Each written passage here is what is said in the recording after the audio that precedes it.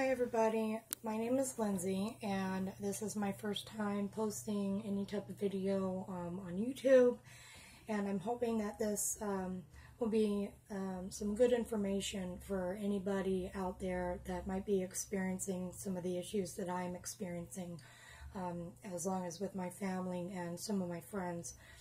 So today I am going to start discussing dentures or false teeth or implants, so or partials. I'm 26 and I know I'm very young to have dentures, which actually these days a lot more younger people are getting dentures. And if you can't tell, you can tell that I'm having a hard time talking, moving my mouth. And it's very difficult, and the reason that this, I brought myself to do these videos was because I wasn't well informed of the complications and the struggle and not only the money that it costs, but a lot of things I was never told by dentists, by anybody in that profession, which I think should have been very much been educated, not only right beforehand of the surgery and dentures, but also maybe younger when you're children or when you're teenagers, just through your regular dentist appointments, on how serious and how difficult it really can be. Now, I've always had really bad teeth, and I tried to take care of them as much as I could. Obviously that didn't work, and they just kept breaking, and I was just tired of it. I was tired of the pain. I hated dentists. I know a lot of people don't like dentists, which I feel you on that. So I decided that the best form for me to do is to get dentures, is to get all my teeth removed and get dentures. Now, I have only had my dentures in for 3 days now. I got them on Friday. So it's still very new to me, and I'm still trying to learn how to use them, which, yes, it does take quite some time to get used to them and to do your everyday activities with them. Now, the first video I just want to discuss is kind of like a little bit of my backstory and just my opinion on some of these things. And like I said, I really hope that if anybody sees this video, that they'd reach out if they have any questions, or anything like that. I want to help people out there because I'm doing this it's all brand new to me. So I'm learning about all this stuff all by myself, and with other personal stories from other people that I know that have dentures. So long story short, my denture story is that I finally got on Social Security because I am disabled, and with that they give you back pay depending on how long you've been disabled before they approved you. So I decided immediately when I was approved that I was going to use some of my back pay to finally get the removal of my teeth and the dentures and everything that I needed, because I wanted high-end dentures. I didn't want dentures that were going to break on me or have issues with and fitting and eating. So I made the appointment through sleep dentistry here because, like I said, I have a huge fear of dentists. So I wanted to have general anesthesia. I wanted to be knocked out completely, so I didn't feel any of it. I didn't want to be awake. So I go there and I pay over $2,000. That's including with my insurance. I have state insurance, and my insurance covered the extractions and also what they call an alveoplasty. An alveoplasty is where they shave down your jaw bones, all 4 quadrants, or how many quadrants you need, but there's 4 total. And they decided to shave down all 4 of mine because that's what they said I needed. Now, where your dentures need to suction is right here in front, okay, and right here, okay. This whole section here in the front and the back, and then right here in the front and the back. That's where your dentures really hold on to, really suction to. So you shouldn't have to use glue or any type of adhesive at all. And that's why I really wanted to go through the denturist that I went to. My mom went there, my sister went there, and so, you know, I was very comfortable going there. And actually, with their highest end dentures, which I got, so did my mom, so did my sister, for the pricing, it was not bad. It was $1,050 for the full upper and lower total, so it was $1,050. And that included the visit, everything. So I go and I pay over $2,000 for them to knock me out and to pull all my teeth. The healing process, I had 21 teeth pulled, which is a lot. I had 21 teeth pulled and all 4 quadrants of my alveoplasty done. So it was a big surgery, which I've never been under the knife before. I've never had any surgery, so I was very worried, but that's for another time. After I finally healed, they tell you that you can wait up to 6 weeks to get your dentures. Okay, this is very important. Some dentists, they try to push on you to get your dentures put in the moment you get your teeth pulled. Do not do that. I promise you, do not do that. It causes so much pain, discomfort. Your gums swell on the inside of them, and it makes them almost impossible to get out. I've had multiple family members that they've done that to, and they're constantly going back months and months and months after, several times after their surgery, to constantly get them readjusted or filled or refitted because they're loose, because your gums and your jaw shrinks. It takes up to 18 months for your jawbone, okay, here's your jawbone, and your roots of your teeth go into your jawbone like that. Now, when they get pulled like that, yes, your gums might heal perfectly, okay, or nicely and quickly, but the hole inside that jawbone is not healed yet, even though they look and feel healed and you're eating good with no teeth, all that. But there's still a hole there. So, and it takes up to 18 months for that to heal. Now, I waited the full 6 weeks, actually a little more than that, because I had to wait for Social Security to approve that money for me. And then by the time I started, it was only a total of actually a little less than 3 weeks from the first denture appointment, from the first impression, all the way until the day I took them home, which was Friday. And when I got them, I never had a beautiful smile. I never had pretty teeth. They were always really crooked, really damaged, really yellow, and I never felt like a beautiful 26-year-old woman. So when I first seen them, I was ecstatic. I was crying. I was happy, and I felt like it was a new beginning, which it does feel like that for a lot of people.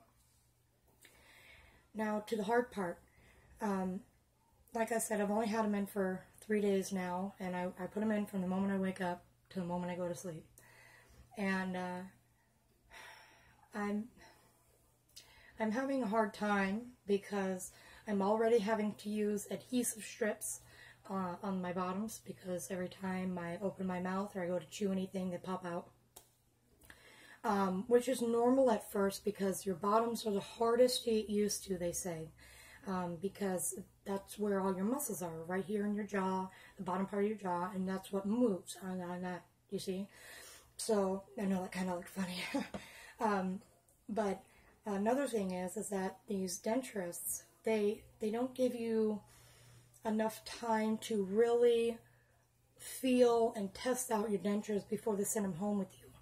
And I've noticed that when I came home and after I've been wearing them for a while, eating is almost impossible.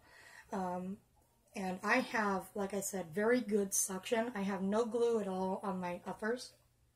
And I just started using adhesive strips yesterday. And they work good.